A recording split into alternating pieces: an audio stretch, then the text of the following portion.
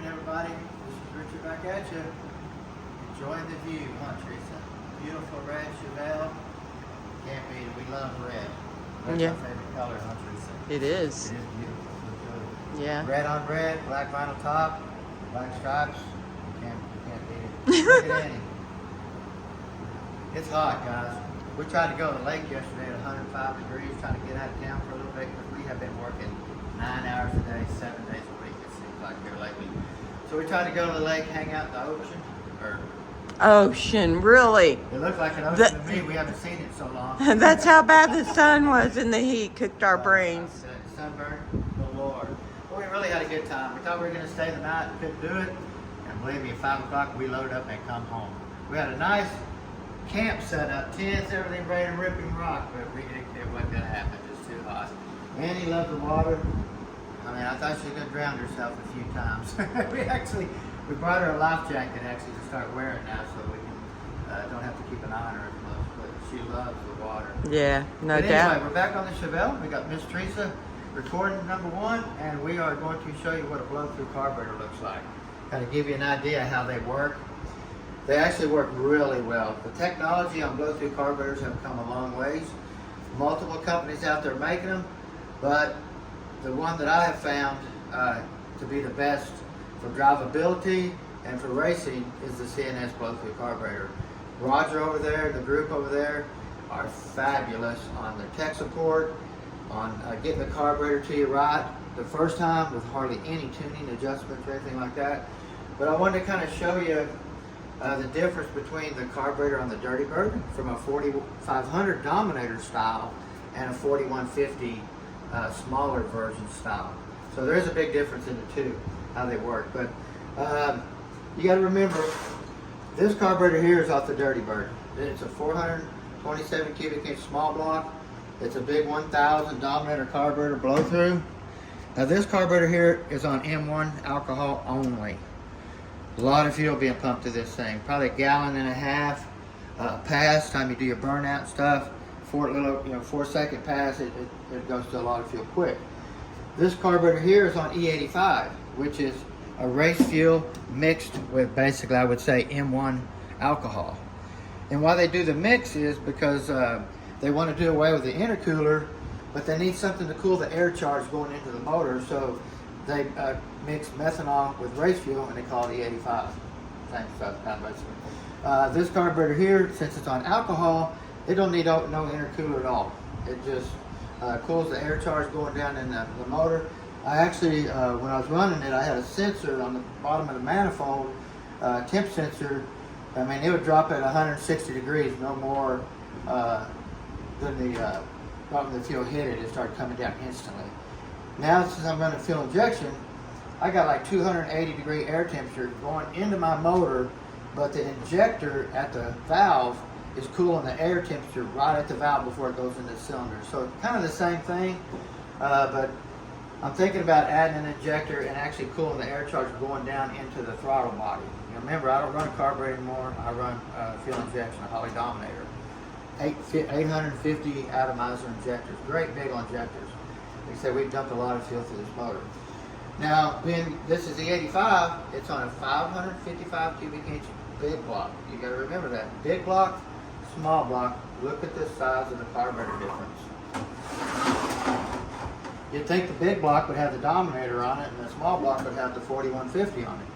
I think this is a 900 series carburetor here, being that it's got the inserts in the top here, and this is like a 1200, or excuse me, I think it's a 1100 or 1200. They make a 13. They do make a bigger one than this, even it's got, I believe, blue or purple inserts instead of the gold ones here. So, but let me show you here how this actually goes, and this is crazy. You can see what E85 does to a carburetor. Just eats it alive. Found my little screwdriver here. All of this is corrosion. And once you see the corrosion, it already started eating into the surface of this dual needle and seat bowl right here. Now most Holley carburetors have one needle and seat right here. There's an adjustment right here. You got one float that goes up and down. Since we're going to be dumping a ton of fuel through this thing, we need two needle and seats to put enough fuel through these needle and seats to keep this bowl full under boost and making, 12, 13, 1400 horsepower. But you can see the corrosion up there. So this carburetor will have to be totally taken apart, soaked. We got a brand new bucket of Chim Dip here, carburetor parts cleaner. Put it in there for about 15-20 minutes. We'll gut the carburetor completely, get all the needle and seats out of it, anything plastic, anything like that will be taken out of it, and then we'll soak it, and then we'll come back and clean everything up. Now, you're probably going to ask this question. Now, this is a blow-through carburetor. You got your normal jets here and here, and you have your normal 4 jets back here in the back, like a normal Holley carburetor has on every one of them, right? Unless you're a vacuum secondary or something like that, they won't have the jets in the back.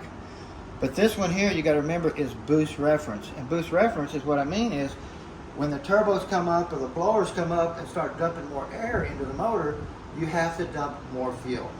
And the only way to do that is through the power valve right here. Now you can see the corrosion all over the power valve. This power valve right here is really stiff right now. It's a rubber diaphragm in there. Boost comes in here and pushes on this pillow, opens it up, lets fuel come through here, up through this circuitry, through here, and then comes through here, and then goes through these 2 ports here, and then comes out your carburetor right here and goes inside through the butterflies. The front one's done identical. Well, you're going to ask me, how's it boost reference? Well, if you look at this stem right here, it's got a hole in it. So in other words, your boost comes through from your blower or turbo through the hat, which is your hat, comes all the way through, comes in this hole right here, runs down this tube, and comes out this little hole right here, pushes on this diaphragm, dumps more fuel through the motor.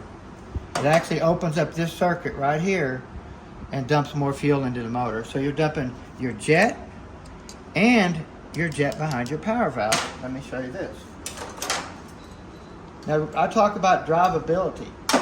These carburetors are so good on drivability because what I do is I set your main jet up. I always run 4-corner jetting, all the same. I never change my jets. If it's got an 88, it's got 4 88s. I never mix them up.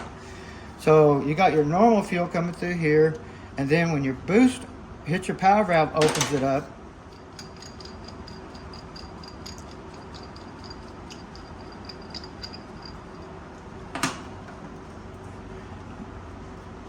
You have 2 jets there. You got 2 on that side, 2 on this side.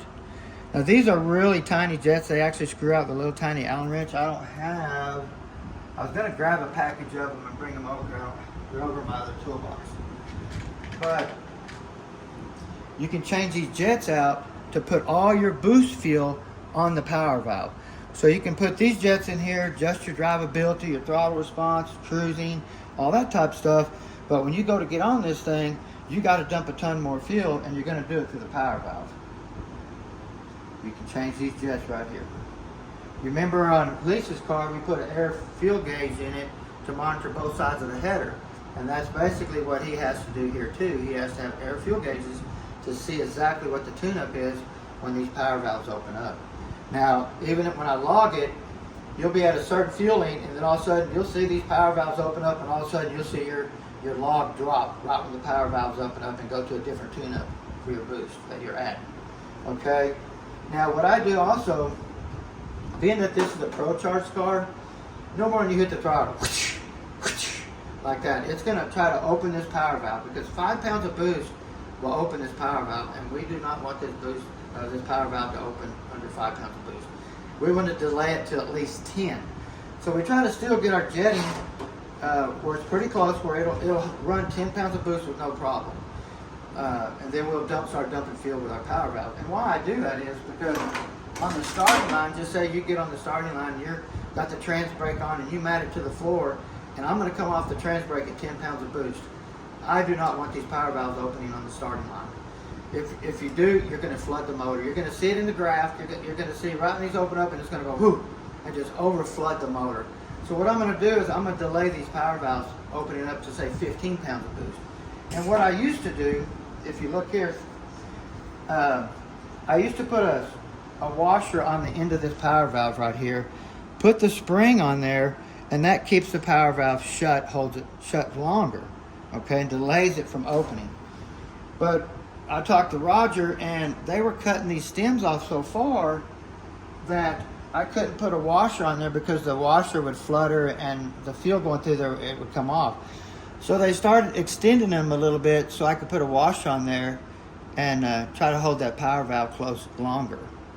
See right there, see how it's opening? Mm-hmm. Now, these power valves have to be changed every year before you start drag racing because they get hard. See how that one's not open?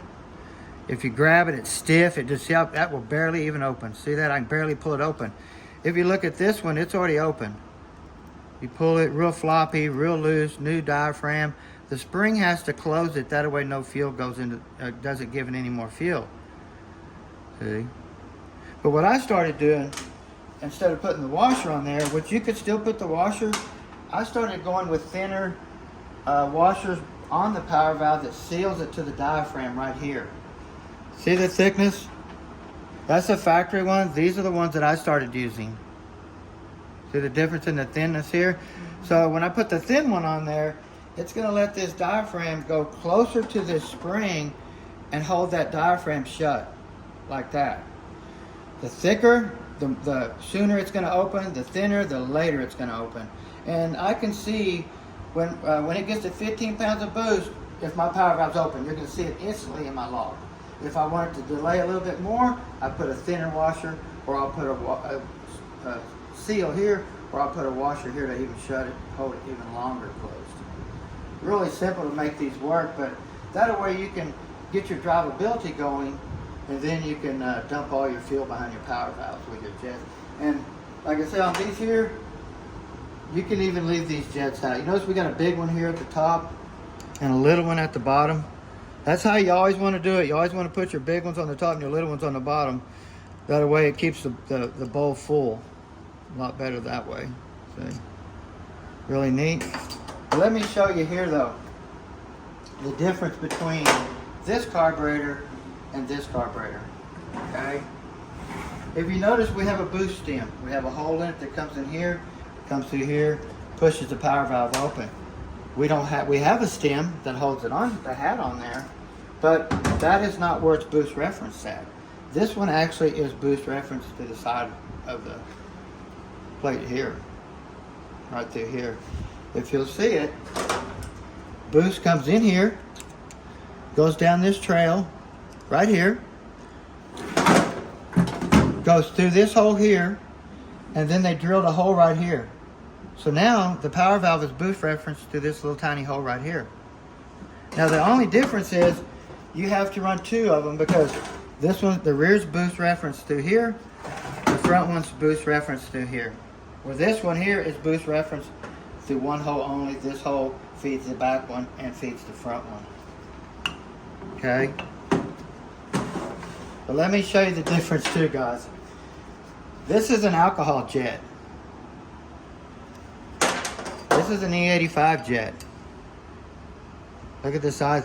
This is a 192 jet. This here is an 88. Look at the difference. That's how much more alcohol you have to run through a motor than E85. Okay? Look at the feed circuit. This is the feed circuit for my small block. Look at the size of the hole for the gas. Look at this one here. Look, tiny, tiny. Look at the size of the dump tubes.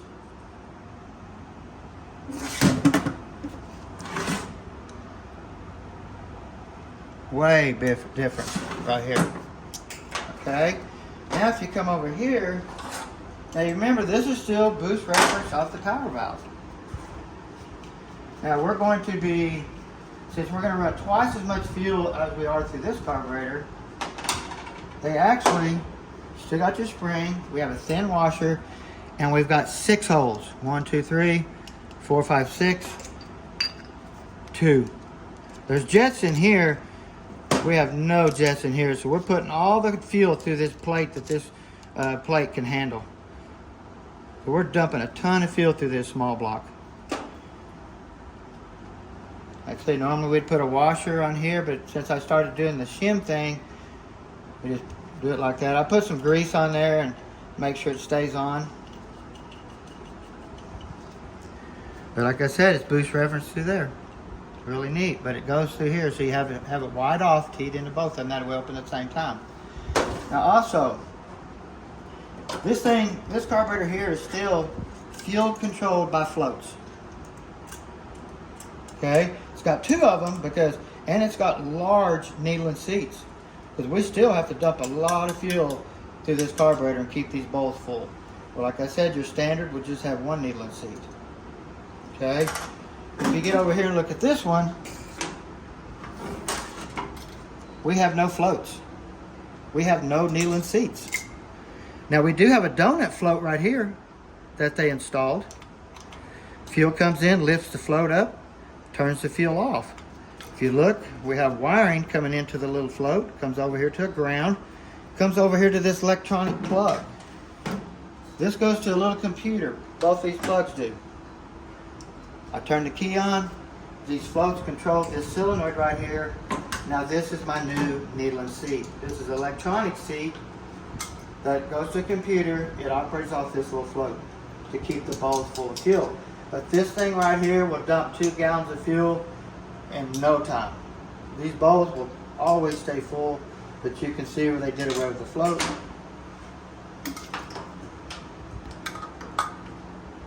Put the little float in the middle, controls the computer, and just dumps a lot of fuel in this small block. Now if you notice here too, this is my small block top hat. This is this 540 cubic inch big block top hat.